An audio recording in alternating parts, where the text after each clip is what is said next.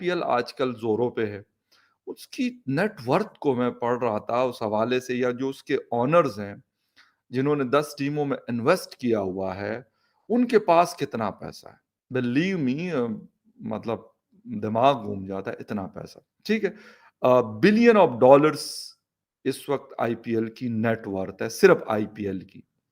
इतने में तो पाकिस्तान का कर्जा उतर सकता है ब्रो। तो उतारते क्यों नहीं, हम अपनी लीग को बड़ा क्यों नहीं करते यार ये तो रोते हैं। मैं नजम सेठी को बताना चाह रहा हूँ कि जरा आईपीएल की अब जरा देख लो, तो जरा कंपैरिजन करना है तो कर लो। फिर जितने में तुम्हारी पूरी पीएसएल हो जाती है ना, इतने में आईपीएल का एक आध मैच रेवेन्यू के हिसाब से। ओ भाई मारो मुझे, मारो मुझे, मारो नहीं, ये मजाक हो रहा है। एक आईपीएल करवाओ फिर पाकिस्तान में कर्जा उतर जाएगा, फिर हमारे जो हालात है ये भी ठीक हो जाएंगे। नहीं सही बात है, इतना तो हमारा कर्जा ही है। 20 लाख रुपए इंडियन रुपीस में एक बॉल का जो है राइट्स खरीदे गए स्टार स्पोर्ट्स की तरफ से, और अगर उसको पाकिस्तानी रुपयों में कन्वर्ट किया जाए तो 70 या 75 लाख रुपए एक बॉल के पीछे सिर्फ स्टार स्पोर्ट्स दे रहा आईपीएल मैनेजमेंट को या बीसीसीआई को। फिर कंपैरिजन करते हो तुम लोगों का दोस्त मुल्क सऊदी अरब ये आईपीएल को स्पॉन्सर कर रहा है। विजिट सऊदी अरब, आईपीएल को बाकायदा स्पॉन्सरशिप सऊदी अरब ने की हुई है। तुम लोग कहाँ हो? तुम्हारे पीएसएल को तो नहीं की इन्होंने। तुम्हारे पूरे पीएसएल के स्पॉन्सरशिप और आईपीएल की एक टीम की स्पॉन्सरशिप तुमसे 4-5 गुना ज्यादा होगी एक टीम की। जितने की उनकी एक टीम बिकती है ना, वो पूरा पीएसएल उतने का है। अच्छा, पूरा पीएसएल उतने में करवा लेते हैं? जी करवा लेते हैं। गजब बेइज्जती है।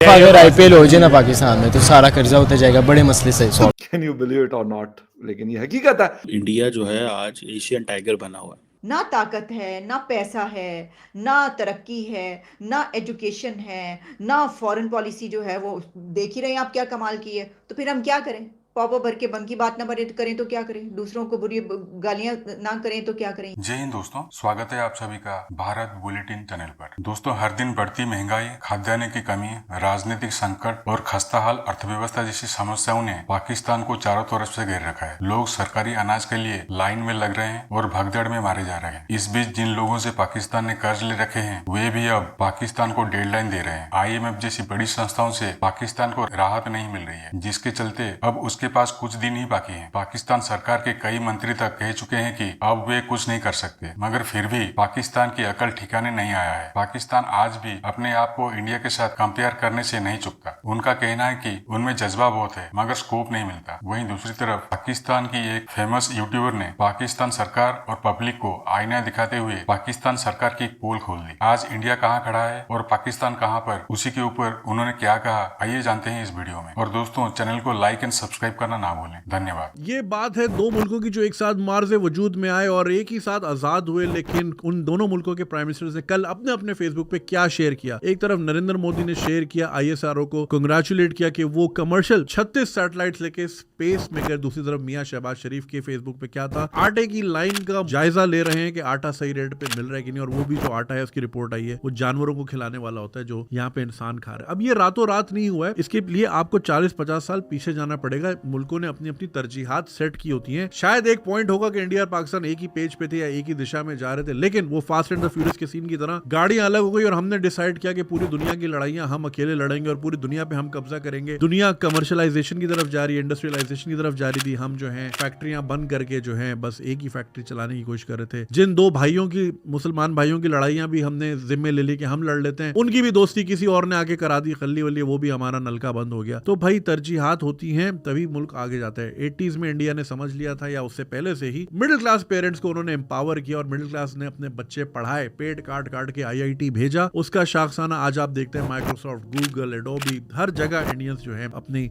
कामयाबी का झंडा मनवा रहे हैं। चंद्रयान 2 जब 3 साल पहले क्रैश हुआ था तो पाकिस्तानियों ने तो इतनी खुशियां मनाई थी जैसे अल्हम्दुलिल्लाह हमारी तो मार्स में पहले से निश्तर कॉलोनी बनी हुई है और हम वहां पहले से ही रह रहे हैं। मैंने उस वक्त भी ये कहा था कि भाई आज फटा है कल उड़ जाएगा। जैसे इलॉन मस्क की आपने वीडियो देखी होगी ना कि वो रिवर्स लैंडिंग करते हुए उसके 30-32 उसके एक्सपेरिमेंट फेल हुए थे, लेकिन 33वें पे लैंडिंग हो गई और अब वो स्पेस टेक्नोलॉजी में दुनिया में कहां से कहां है। तो भाई कोशिश तो कम से कम कर रहे हैं। Trying and failing is better than failing to try. हम सिर्फ हवा में बातें उड़ा रहे हैं और हमारा स्पेस से जो लेना देना है वो अब आटे दाल चीनी की बात यहां आ गई कि एक रोटी से दूसरी रोटी का स्पेस बढ़ता जा रहा है। दुनिया स्पेस रेस में कहां से कहां निकल गई है। जब भी गुर्बत की बात करते हैं हमेशा कहते हैं इथोपिया हो गया मुल्क। अरे भाई अभी इथोपिया का मैंने चेक किया, उनका जो बेर है, जो उनकी करेंसी 5 रुपए का एक बेर आता है। हम इथोपिया से भी 5 गुना पीछे चले गए, केनिया से भी 2.5 गुना पीछे हैं, अफगानिस्तान से भी पीछे हैं। तो भाई देखे खाली ढोल सिर्फ शोर करता है और हमने सिर्फ शोर किया है पिछले 40-50 सालों में। बातें हमारी पूरी हैं, हम दुनिया में सबसे ग्रेट हैं, हमने पूरी दुनिया फतह करनी थी। पता नहीं फतह करके करना क्या था, लोड शेडिंग करनी थी वहां पे, तालीम बिल्कुल बच्चे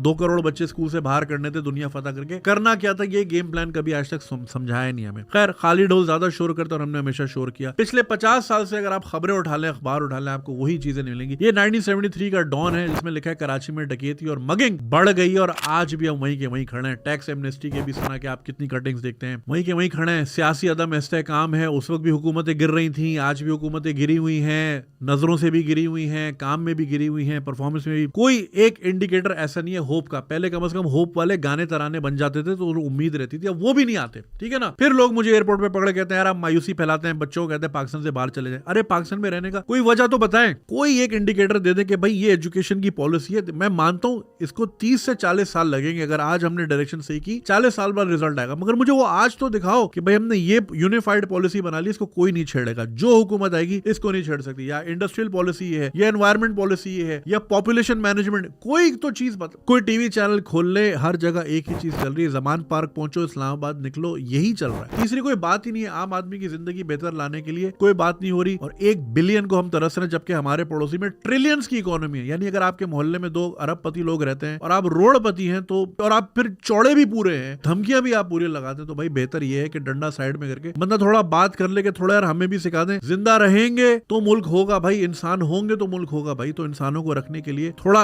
एहतमाम करने की जरूरत है कि हम जरा बात करें, सीखें कैसे कर रहे हैं, हम भी 2-4 पैसे कमा ले, हमारी आवाम भी थोड़ी सी इज्जत की जिंदगी गुजारने लग जाए। लेकिन शायद वही वाली बात है, प्रायोरिटीज हमें ना पहले समझ आई थी ना शायद अब समझ आ रही है। कांग्रेचुलेशंस टू इंडिया भाई, उनका आज स्पेस में 36 ले गया, कल को 350 ले जाएगा। क्या ही करेंगे भाई, ठीक है। जन्नत तक तो नहीं जाएगा ना, जन्नत तक तो हम जाएंगे भाई। यही कमेंट आ रहे होंगे नीचे खल्ली वल्ली। तो अफसोस होता है यार, सैड। दूसरी बात ये कि देखिए हमने इस तरह के कभी कोई ड्रामे भी नहीं बनाए ना जो इंस्पायर करे बच्चों को। आप मुझे बताएं 70 चैनलों में कोई एक साइंस का प्रोग्राम आता है इस मुल्क में? इस मुल्क का साइंस से कोई लेना देना ही नहीं है। कोई बच्चों का प्रोग्राम आता है, कोई क्विज कंपटीशन आता है, कुछ भी ना। ले देके एक ही आता है, वो भी रात 11 बजे आपका भाई शुरू कर रहा है, उसी में कोई 4 सवाल होते हैं, वरना उसके अलावा कुछ भी नहीं आता। ठीक है। मैं वो देख रहा था, टीवीएफ वालों ने पिक्चर्स 2013-14 में बनाया था। वो स्टार्टअप की दुनिया, स्टार्टअप का कल्चर, पिच कैसे होती है, ये कैसे होती है, वो 8-9 साल पहले वो चीज बना चुके। हमने आज तक ये बनाई नहीं क्योंकि हमारे यहाँ कल्चर नहीं। हमारे यहाँ वही ससुर का बहू से चक्कर है, बहू देवर को देख रही है, देवर उसको देख रहा है, बस यही चीजें चल रही है हमारे यहाँ। डायनामिक्स इसी तरह की है। काम की कोई बात नहीं, ना कोई अच्छा शो आता, ना कोई अच्छी इंस्पायरिंग स्टोरी आती है। बस यही मंकी तमाशा लगा हुआ है और उसी का शाखसाना है कि आज हम लाइनों में खड़े हैं और कल लाइनों में लेटे हुए होंगे भाई। पर यही फ्यूचर है हमारा। खैर अल्लाह हामी और नासिर, लेकिन वही ना, सब चीजें अल्लाह पे भी तो नहीं छोड़नी ना। अल्लाह ने भी बोला है भाई ऊंट तुमने खुद बांधना है, हिफाजत मैं करूंगा। तो हम बांध नहीं रहे, देख रहे मौजूदा हो जाए। पिछले दिनों दोस्त का इत्तेफाक हुआ करीबी मस्जिद में, तो इमाम साहब ने कहा या अल्लाह कोई मौजूदा हो जाए पाकिस्तान में। हम मौजूदों पे बैठे हैं, मौजूदों का वेट कर रहे हैं। मौजूदों से काम नहीं चलता भाई। मौजूदा आप खुद एक मौजूदा है भाई। अल्लाह ताला ने आपको जिस्म दिया, जान दी, अकल दी, ये किसी मौजूदे से कम है क्या? इसको इस्तेमाल करके चलाना है, उससे पैसा कमाना है, ये मौजूदा है। ऊपर से मन्नो सलवा नहीं आएगा भाई अभी। मगर ये अभी तक हमारा एक बहुत बड़ा तबका मन्नो सलवा का वेट कर रहा है। तो करते रहिए भाई। फिर कमेंट कर लिए, गालियां दे दे मोदी को, क्या मोदी का क्या उखड़ जाएगा? उसका तो पहुंच गई सैटेलाइट, 150 और 200 मिलियन डॉलर कमा लिया उसके मुल्क ने। खल्ली वल्ली। हम 1 बिलियन को 24 करोड़ इधर उधर मारे फिर रहे हैं। और सबका इकोनॉमिक प्लान यही है कि ओवरसीज कुछ भेजेगा। यानी पहले हमने यहाँ पे कोई अपॉर्चुनिटी नहीं देनी, यहाँ से बंदे भगाने, और जब मैं बोलता हूँ जाओ तो मुझे गाली देते हैं। भाई प्लान यही है मुल्क का कि बंदे बाहर भेजो, डॉलर भेजे वहां से। तो निकालो मजदूरों को, जाओ सऊदी से दरम भेजो, रियाल भेजो, उधर से दिनार भेजो, उधर से पाउंड यूएस डॉलर भेजो। तो प्लान ही यही है मुल्क का भाई कि बंदों को इतना तंग करो ये बाहर भागे। और फिर रेमिटेंस पे चल रहा है मुल्क भाई। रेमिटेंस से मुल्क नहीं चलता। रेमिटेंस साइड की इनकम होती है छोटी मोटी। हाँ चलो ये भी आ रहा है, हम तो बेस ही रेमिटेंस पे कर रहे हैं। 200 अरब डॉलर आएगा बाहर। अल्ली वल्ली आ गया बाहर। चलें, खुदा हाफिज।